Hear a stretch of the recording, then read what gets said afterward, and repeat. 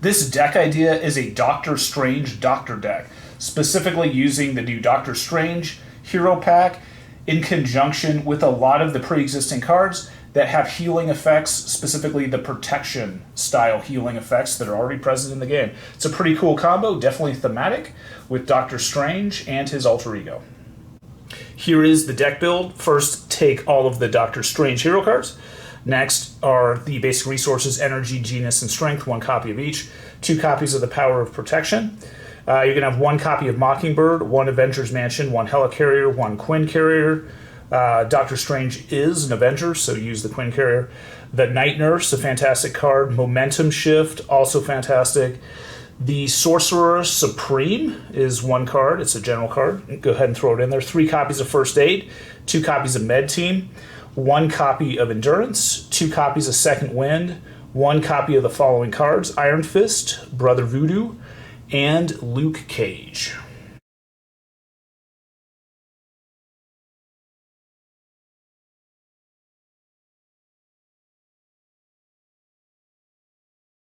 First note on the Doctor Strange protection deck.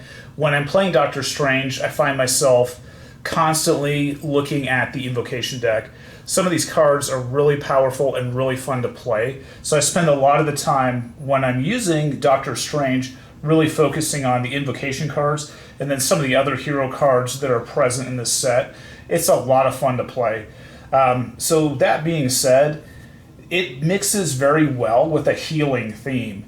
You don't have to be very engaged with the healing type cards. They're very easy to play, they're very easy to use. So that can allow you to focus on the fun, sort of gadgety part of the Doctor Strange deck, which is understanding the Invocation deck, cycling through the Invocation deck, using some of those cards multiple times, using Doctor Strange multiple times per turn to cast those really powerful invocations. So this is why I think it mixes very, very well. So spend a lot of time focusing on bringing out those invocations and using those to the best of your ability, and then supplement that protection aspect of your deck by healing the other characters, whether it be yourself or the other players at the table. It's a really good mix, and it feels pretty good. Here are a few card selections for your opening draw in your Mulligan action to sort of get this deck moving. Obviously, Quinn Carrier and Helicarrier, those are great for resource. This Eye artifact is fantastic as well. It generates a wild resource and it only costs 2 to bring out. That's very, very helpful. And then the other 2 cards that really make this deck really surge and really get powerful are the Cloak of Levitation and Wong. I would recommend getting both of these out as soon as possible in the first couple of turns if you're able to. This cloak will allow you to ready Doctor Strange an additional time every turn, so you can cast some of those invocations, maybe 1 more every turn. If you're casting 2 of those, it's pretty potent and pretty powerful. Wong is going to allow you to heal a point of damage on Doctor Strange and cycle through that invocation deck. So it allows you to burn through it just a little bit faster so you can get to those cards and those spells that you really want to play. This deck contains 2 copies of Master of the Mystic Arts. This is a great card that, once again, you can use for those invocation cards. Be on the lookout for it. It allows you to trigger the special ability without having to exhaust Doctor Strange. So that's a pretty powerful, potent card. Obviously, you have to pay for it, and then you have to pay for the invocation, which can get a little bit costly because now you're paying 1, and then you have to pay whatever the invocation cost is on top of it. But these cards right here, Master of the Mystic Arts in conjunction with the Cloak of Levitation, is going to allow Doctor Strange to turn into a spell slinger. He's going to be, throwing these massive invocations of these spells all over the battlefield, which is really powerful, really potent. So get these 2 up and running and understand how Master of the Mystic Arts works in conjunction with Doctor Strange. It's a fantastic combo, being able to throw out those invocations as fast as possible. It is a little bit resource constrained, so be aware to manage your resources very well. But with things like Quinn Carrier, Helicarrier, and then the Magic Talisman that we looked at before, these are all great cards that you can use to sort of buffer and pay for a lot of these effects, so you can get the most out of Doctor Strange. Let's talk about survivability really quickly. Doctor Strange starts with 10 hit points in the game, which is kind of, it's average, it's a little bit low. You can get torn up by some of the villains pretty fast with only having 10 hit points. One copy of Endurance goes a long way, gives you 13 hit points. Be on the lookout for the Night Nurse. Really cost-effective card you can put into your deck, and you can start minimizing those confuse and stun options. There's some other combos you can do as well when you're moving around the status effect cards. And then finally, look at Wong. Wong can heal a point of damage or can cycle that Invocation deck. So you can sort of supplement Doctor Strange's hit points if he starts getting wounded with a couple of these cards. They're pretty cheap, to bring out. Obviously, Wong isn't. But using his effect doesn't cause any damage to him. It's only when you thwart or attack with Wong. So once you have him out, you can use him for the whole game. So just be aware that the survivability for this deck is actually pretty good. Also, too, you have a ton of healing effects, which I'm about to go into. To enhance the survivability of this deck even further, there are 3 copies of Momentum Shift. It allows you to heal your hero, not anybody else's, and also do 2 points of damage to an enemy. It only costs 2 resources. It's a pretty good card. You're chipping away at an enemy and healing your hero. The next one is a little bit more pricey. It's called Second Wind. It's a 3-cost event that heals 4 points of damage. It could possibly heal 5 if you use a science resource to put it out. This is a great card that you can play on any of the other characters that are playing, the other heroes, to keep them alive, especially in a multiplayer game. Healing 4 or 5 hit points worth of wounds, that's pretty major. Typically, a hero will get that much back or a little bit less when they flip to their alter ego form and go into a recovery. So this is a good way to keep the other players at the table from going into their alter ego form and keeps them in the fight a little bit longer. This deck also utilizes 5 common cards from the original core set, 2 copies of Med Team, and then 3 copies of First Aid. These are just, your basic sort of healing cards. But once you put, let's say, the Med Team out, you can use it 3 times. And then First Aid, it's pretty versatile. It's only 2 points of damage from a character, but it only costs 1. Something else that you can use is you can throw it for a science resource and use it to fuel Second Wind. So, this deck has a couple extra science resources to help you out with Second Wind, so you can get that extra 5th hit point here and there. So think about that. Instead of using First Aid, throw it as a resource for Second Wind. The other thing that's fun about playing Doctor Strange is the ability to manipulate the status cards in the game. So that would be the tough, stunned, and confused status cards that appear in the game. As an example, this card right here, the 7 Rings, you can take and cast it, and 3 characters get a tough status card. That is ridiculously effective for mitigating damage. It definitely fits with the protection theme that Doctor Strange has, so you're mixing in a lot of healing and then these toughness cards. I mean, you can't beat that. 3 toughness status cards for only 1 cost. That's amazing. And then the other one is this Vapors of Valtor.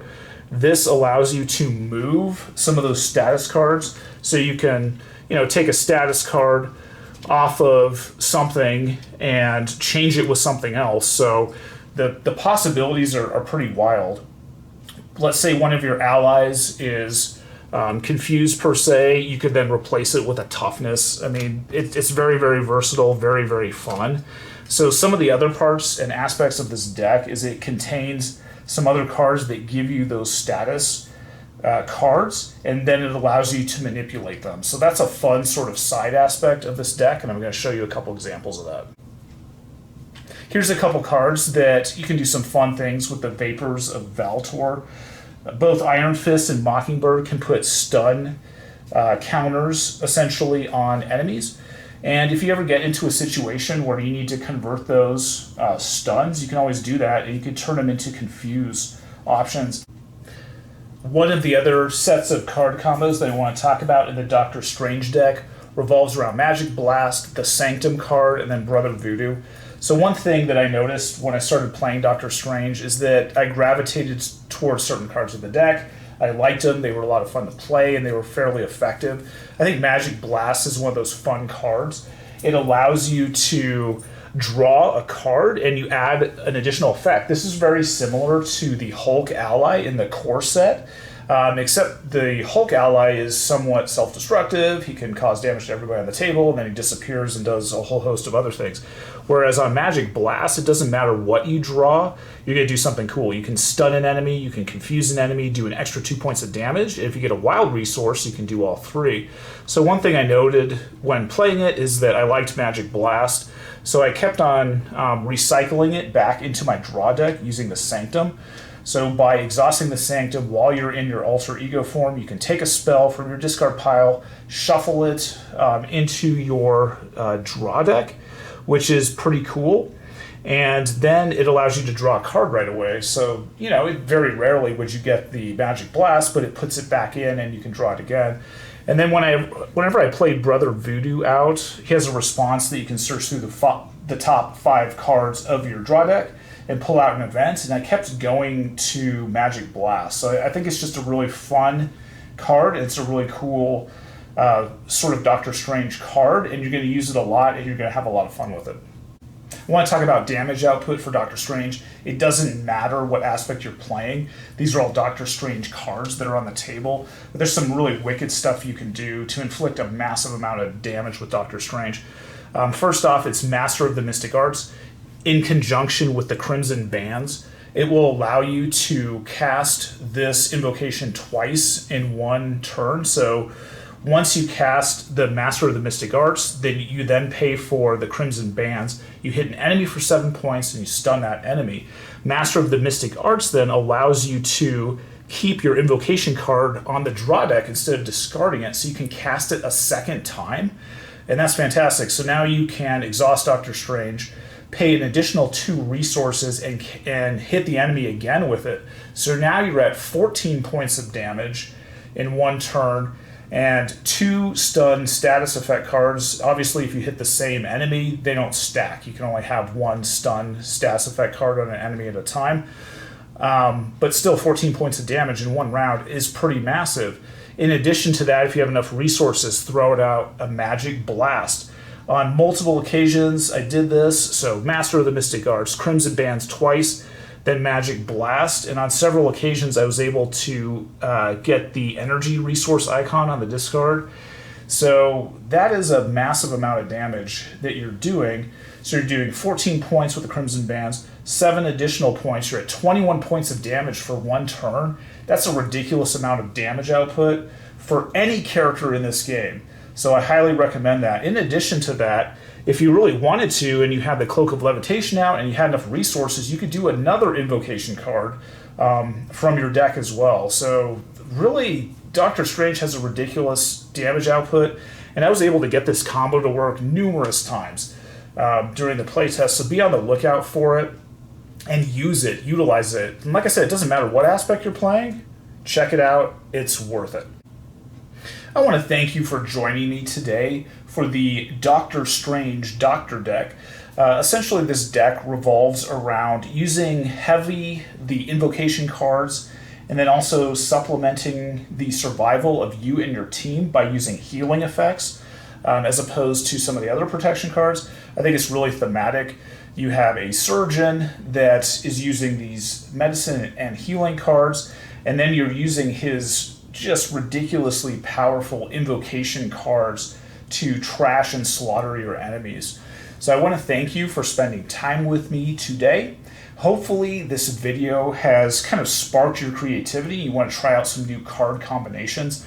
I highly recommend playing the Doctor Strange hero deck in general. It seems to work really, really well, and I don't care what you mix it with, it seemed to work fairly well. I mixed it with aggression, justice, and I tried protection. I didn't try leadership, but in each one of those, it works pretty well, and that's because of the core hero cards that are present in the set. So I highly recommend that, and once again, thanks for your time, and as always, have fun gaming.